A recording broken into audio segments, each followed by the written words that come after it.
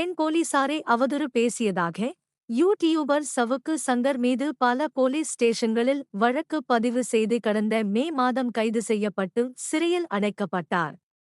போலீசார் அவர் கஞ்சா வைத்திருந்ததாக வழக்கு பதிவு செய்தனர். அதனைத் தொடர்ந்து சவுக்கு சங்கர் மீது குண்டாஸ் போடப்பட்டது. சங்கர் மீதான குண்டர் சட்ட நடவடிக்கையை எதிர்த்து சென்னை ஐகோர்ட்டில் அவரது தாயார் கமலாம்மாள் மனு தாக்கல் செய்தார்.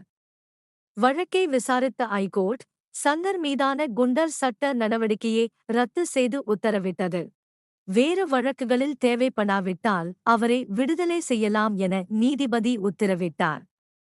இதே வழக்கில் கைது செய்யப்பட்டு 12ஆம் தேதி வரை நீதிமன்ற காவலில் அடைக்கப்பட்டிருந்த சங்கருக்கு ஊட்டி கோர்ட் ஜாமீன் வழங்கியது. ஜாமீன் வழங்கியதைத் தொடர்ந்து அவர் வெளியில் வருவார் என எதிர்பார்த்த நிலையில் கஞ்சா வைத்திருந்த வழக்கில் தேனி போலீசார் சங்கர் மீது குண்டர் சட்டத்தின் கீழ் வழக்கு பதிந்தனர். இதனால் சங்கர் ஜாமீனில் வருவதில் சிக்கல் ஏற்பட்டுள்ளது.